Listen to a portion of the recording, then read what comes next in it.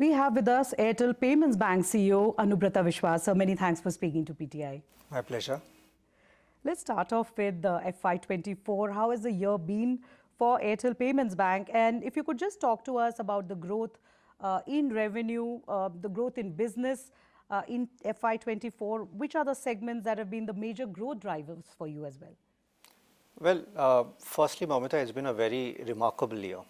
I think it's a year which we didn't expect at the beginning. As you well know, the bank has been growing at double digits across all its metrics, be it users, be it revenue, be it profits. We are still closing the books as we speak, but I think as we stand today, we are going to be seeing very high double-digit growth rates on revenues, profits, and users continued. We originally designed the bank as a portfolio of businesses, which means that we didn't design the bank to do one thing. India was a very large country. We wanted to therefore take full advantage of the opportunity of the unique regulation we found ourselves in, which is that of a payment bank license. So we have a B2B business. We are actually India's largest cash management player, or let me put it differently, we are actually the largest micro cash management player in the country. We built on that to become India's largest banking network. Today we have close to 400,000 active banking points across the country.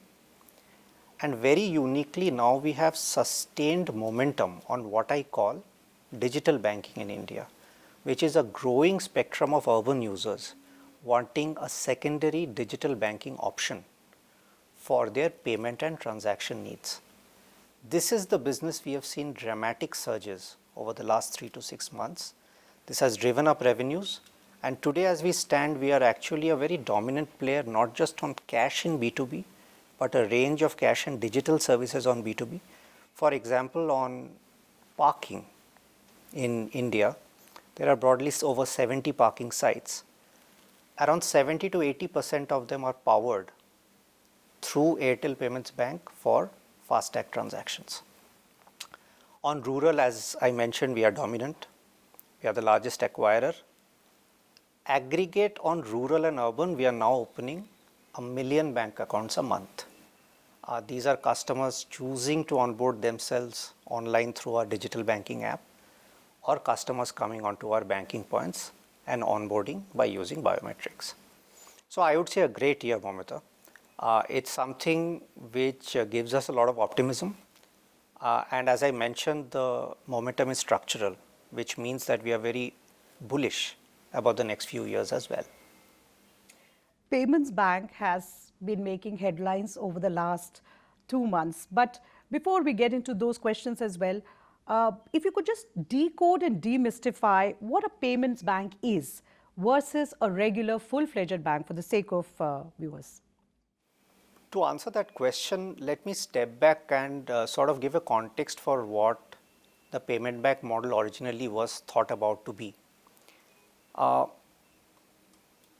India's unique in the world in the sense that it has the lowest number of branches per capita of population. This is a consequence of its very large population, its per capita income, and therefore needed a very different banking model to take banking to the fingertips and to the deepest points of India. The payment bank model was a direct consequence of that thought. Why is it unique? It actually eliminates branches fully from its operating model and therefore is able to use, one, a very low cost technology structure, and two, the new India stack, eKYC, UPI, so on and so forth, to deliver a range of innovative solutions for every citizen in India. There are of course regulatory definitions. For example, we can't take more than or keep more than 2 lakhs in a bank account. But that actually serves some of our customers beautifully well, because in urban India, people want a secondary payment account, and the 2 lakh limit serves almost as a reminder that their money is safe and in control. So the thesis of payment banks as it started, which was to serve India well, has now broadened, deepened, intensified into serving the rural customer deeply through a network of access points. As I mentioned, we are actually India's largest banking network. Incidentally, Momita, this is the world's largest banking network which has been built up. One number is startling. There are roughly 600,000 villages with a population of less than 2,000 in India, served by 350,000 business correspondents. More than half of those correspondents are Airtel Payment Bank correspondents. So it's a very deep network which has been built. And as we built up scale on that, the other dominant channel came up, which was that of the mobile bank. And therefore, the payment bank model is really built to span a digital banking channel of a mobile banking app and the physical world, which is through the banking points, and therefore is a unique, high volume, low cost, technology driven, if you will, factory closer to fintechs than to banks. Tell us about how the business fared on some of the metrics like deposits and new accounts opened. You talked about a remarkable year in FY24, and you also talked about the size and scale of the network of Airtel Payments Bank. How did you fare on monthly transacting users, on other offerings such as FASTag, the new product segments, customer acquisitions, account openings over the last 2 months? And did you feel any effect of Paytm Payments Bank crisis that driving some of the business in the last 2 months of the fiscal? See, on our B2B side and on our rural side, the momentum has broadly been the same. But where we have seen significant uptake and uplift is on our digital side, as I was mentioning, from the urban customer. And what is this about? The uptake has been very significant on FASTag users and on people applying online through our mobile banking application to open accounts. What is this need all about? Our assessment is that today roughly around 40 million people are searching for a viable digital banking solution for their payment and transactions. This requires two things. One, it needs the safety and security of a bank. Two, it needs the simplicity and convenience of a scaled, scalable mobile banking channel. If we scout the market and landscape in India, there's nobody else who can offer these two together apart from us as a payment bank franchise and champion. To answer your specific question on users and MTU growth, while the digital user momentum has been very strong, aggregate, we have now, as I mentioned, crossed the magic milestone of 1 million accounts opened a month. India, our sense is that 8 to 10 million accounts gets opened every month. So we are 1 in 8 accounts opened in India at the moment. So significant scale there. And I want to underscore that this is not something to brag about. This is purely a underlining of the fact that there are a very large pool of consumers out there with needs which need to be served. In our mind, there are two large pools. I'll talk about one dominant pool, which is broadly 100 million opportunity, which is consumers searching for digital banking options. In India, digital payments has come, deepened and changed the financial landscape. The time for digital banking has now come, where people will use digital bank accounts to make payments, feel safe and splinter and fragment into many, many other second order needs. Okay, so therefore, how do you see growth, all of this, culminating into growth, and where it would be for fintech market in FY25? especially given the demand headroom in the payments banking space? So for us, we remain optimistic because just to decode the opportunity, the digital banking opportunity in our mind is itself a 100 million user opportunity. The entire financial inclusion and digital inclusion market is actually a 500 million user opportunity. It will need several large banks with several different models because India is a large country and it will need a variety of ways in which consumers will be served if India has to really aspire to the $7 trillion target by 2035, 2036 and equally onward for the next 10 years. And within that, therefore, while the banking momentum will remain strong, in our opinion, in my personal opinion, the payment bank momentum, given the unique positioning of it as a regulated fintech, is going to have even stronger growth horizons and opportunities. Specifically on revenues, we see growth opportunities in our urban consumer segment. As consumers come onto our platform and start using products and services, the opportunity remains for deepening both revenues as well as the user base itself, equally on the rural consumer side. On the B2B side, actually, we've just started because while we are strong in cash, there are a range of digital B2B opportunities. Transit is one of them. That's something we are working on quite deeply. As an example, Mumbai Metro is now powered by Airtel Payments Bank from a tap and pay NCMC card point of view. So these will be large opportunities which will come up as the horizon of time unfolds. How would you scale business to keep pace with these market opportunities and growth opportunities that you see over the next 12 to 18 months?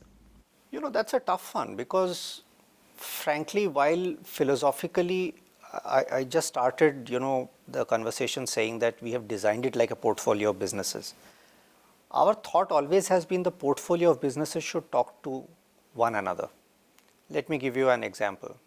The customer who was opening an account through a banking point equally was a person who might travel into a city for work and start using our mobile banking app. So actually there was not much divide between the rural and the urban consumer, so to speak. Equally, imagine a NCMC powered metro like Mumbai Metro will give rise to a unique urban consumer opportunity when people will start taking NCMC cards from Airtel Payments Bank. So the businesses are interlinked, but it means that the pace of growth needs to be tempered with a strong view on both sustenance of operations, people, technology, experience, so on and so forth, as well as compliance, knowing that you've built the right platforms and the right pillars to ensure that you're building for the tomorrow and not the today. What are the new offerings and new services that you're lining up for FY25? And what is your strategy towards acquisitions, market acquisitions? We are excited about 2-3 things. On the urban side, we are going to have a much more diverse cards portfolio. So we've just, you would have seen the news, we've just launched our NCMC Transit card. We are going to have a slightly deeper debit card portfolio. So you can imagine a travel card, you can imagine an international FX card. And the vision there is really, why cannot Airtel Payments Bank be like a Revolut of UK? The second thing we are excited about actually is that if you look at the offline merchant space, there's a big need which small merchants have, which is not getting serviced fully well, which is that of an integrated offering of accepting payments, which is a QR code, knowing that a payment has been accepted, which is a sound box, and seeing the payment narration in your current account instantly. This tight play between a merchant device and the bank account is something which is not well done in the country, and that's something which we intend to roll out at scale. We've just in fact piloted Soundbox in the last few days, and we are quite excited about it. Okay, this is pilot for Soundbox, and what is the next phase after this? And We've what kind of we've actually response have you had seen? we've actually had two pieces going side by side. We've launched a current account for merchants and we've launched Soundbox. Imagine these two together. It's a very integrated proposition, which is very different from the way you will see merchants using their current offerings. And again, our thought always has been there is an immense advantage in being a regulated entity, because regulation fundamentally is about building trust and access. Trust because you are regulated and therefore the possibility of uptake by consumers. Access because you get access to certain services and revenue streams which non-regulated fintechs don't. The merchant example which I used is a perfect example of that, because you can offer a current account and a Soundbox together so that the merchant can see his statement and narration, and also equally use the Soundbox to know that the payment has been received. These are interplays which in the landscape of India today is a very unique space we can serve and therefore occupy. Are you looking at any acquisitions, any inorganic growth? Nothing at the moment. How is the rural versus urban story going to play out for Airtel Payments Bank in the next 12 to 18 months? What are the consumer sentiments like? Are the rural sentiments, the rural spends, are they picking up? What do you see in the market? So let me first tease out the dominant gloom and doom, and we don't see any of that. In fact, to us, we see consumer optimism fairly high, and the core reasons are, and I'm conscious I'm speaking pre-monsoon. The core reasons are that unlike ever before, or more than ever before, there is a lot of government subsidy which is directly reaching farmer accounts, rural consumer accounts. There is a decent amount of disposable income which is out there, and if you look at official stats and even our stats, the amount of rural spends is actually upticking. So from a consumer point of view, rural consumer bank account balances are actually decently growing at the moment, and our rural acquisitions are at our highest ever peak. As you know, we offer a very simple bank account which is zero balance, which is free of all charges, and it has a simple flat rate of less than a rupee a day. This transparency makes people adopt us very rapidly. And this is the same product which is used by urban consumers for their savings, payments and transaction needs. Now I come to the urban side of the story. In urban side, the sentiment, I think, you yourself as a consumer would have some personal opinion. But I must emphasize that there is clearly a need for a twin offering of safety and convenience in a bank account which is not getting served well, which is where, Momita, I am sitting here in front of you and having this conversation. On the safety side of it, could you talk about some of the features that you offer as Payments Bank, which should give an assurance to consumers who are looking at new age digital banking? See, the first and foremost thing is that it's a 2 lakh bank account. It's of course protected by regulation, but just the fact that it has an end of day limit of 2 lakhs itself gives consumers an almost subliminal assurance that money is in a separate pocket, safe. The second thing is, and we are quite proud to share this, that we are the only bank in the world to have partnered with a telecom company to launch a unique third layer of authentication, where we serve a third authentication message before a transaction goes through. It's called SafePay. We've launched it with a telecom company which also happens to be our marketing partner, Airtel. But today we have over 1 million users using it daily. So it's significant scale. Cumulatively on the consumer side, today we have over 50 million consumers using us on a monthly basis across urban and rural. So it's a fairly large base to form opinions on what is used, what will be used more, and therefore what is needed in the future. What is your user base right now, and where do you expect to reach in the next 1 to 2 years? So, across our businesses, as I mentioned, we are just closing our books. But last year, when we closed our books, which is FY23. March FY23, it was 56 million, and we are seeing very high double-digit growth rates on that. We actually published Q3 results of users where we had commented on over 60 million users. The number is going to be significantly higher than that by the time we close our books and announce our results. Okay. India is the world's fifth largest economy and projected to be the third largest economy by 2027. It is looking to also become a developed nation by 2047.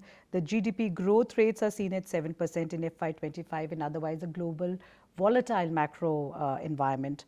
And yet, are there any headwinds at this moment in terms of inflation or any other concerns that you see? Of course, our job is not really soothsaying, but I'll give you, there's a very nice array of statistics which you shared. I'll give you one more which gives me a lot of optimism on tailwinds.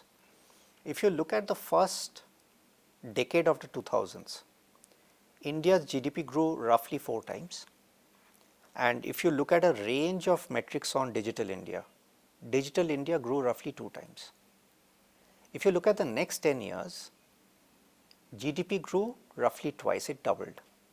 Digital India's same metrics grew 8 times. So the story here is that Digital India is actually accelerating and growing faster than GDP growth, which means that you are going to have a very different Digital India in the next 5 to 10 years. That itself will demand a range of banks, and for that new Digital India, you will need a new age digital bank. That's one point. The second point is that roughly 2-3 years back, India reached a very important tipping point, which is that population growth rate broadly became flat, which means that the next doubling of India's GDP will result in doubling of per capita income as well, which will mean a very significant upsurge in momentum of demands and aspirations of our billions of Indian countrymen, and all of them will require services at their fingertips, which is again what a new age digital bank can do and serve. Okay, coming to the regulatory side of things, you have mentioned, you've talked yourself about, how important it is to have a regulatory framework. RBI's regulatory action on Paytm seems to have raised worries among fintech players. Do you see it as a larger signal to fintechs that the regulatory environment is getting stricter? And are you confident of continued robust growth in the fintech space? If yes, what is the reason for that optimism? See, I think firstly, we have to be very clear about one thing. RBI regulates banks, and that regulation therefore comes with its own sets of advantages, as I mentioned, trust and access to various revenue streams. Fintechs are really a layer around banks, positioning itself as an ability to deliver a better experience at a lower cost, simply because it is able to use technology to transform operations.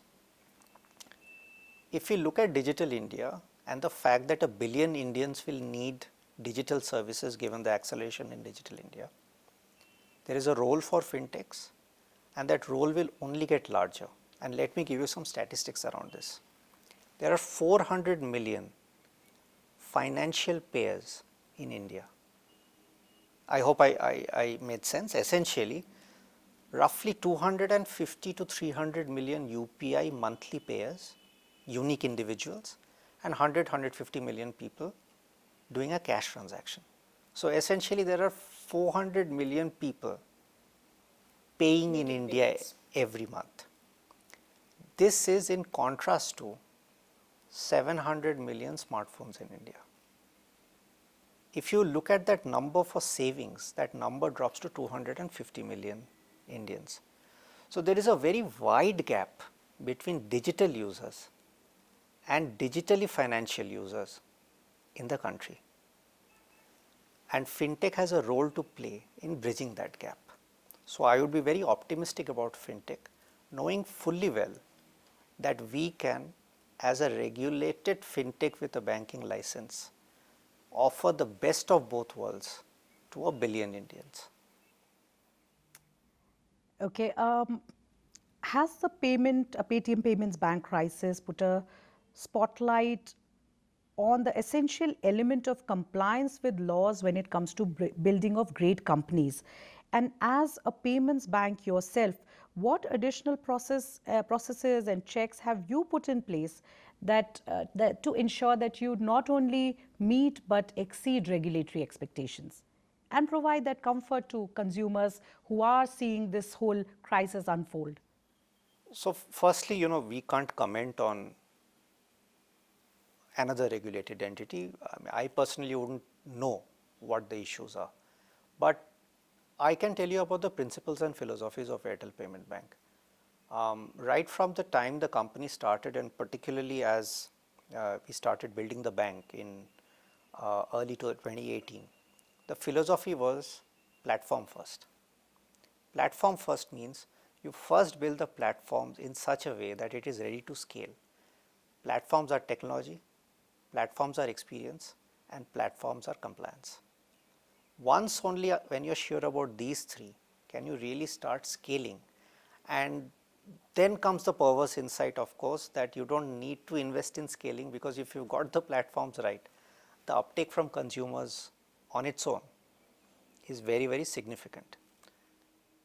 I know I'm digressing from the question you've asked, but if you really analyze our P&L, the amount of marketing we spend for acquisition or per user is really minimal and one of the best in the country, certainly the world, because the country is very efficient when it comes to marketing. So coming back, at this point in time, we don't believe that we need to deviate at all from our principles of striving to be the very best in being world class in our platforms. That applies to technology, that applies to experience, and certainly first and foremost, that applies to compliance. Okay, so you're saying that there is no need for additional checks and balances because as it is, you have been complying or compliance has already been there for years as a regulated entity for One you. of the advantages of having or being a regulated entity is this what is called an annual cycle of assessment.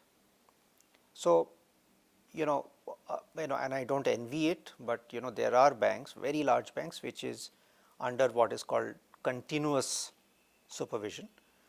But for most banks, there is a very robust annual cycle, which, if taken in the right spirit of partnership, of delivering good consumer outcomes, is actually extremely insightful for a bank to know what to work on, how fast, and how well. That's something we have always taken extremely seriously. Any plans for, will domestic market be the only driver for you or at some point of time would you also look at other markets? I think India is a huge ocean. It's important to swim and swim well. So we are not looking at international at any near moment of time. Okay, wonderful. Thank you so much, sir, for speaking to PTI. Thank you, Mamita. A pleasure. You were delightful. Likewise, sir. Thank you.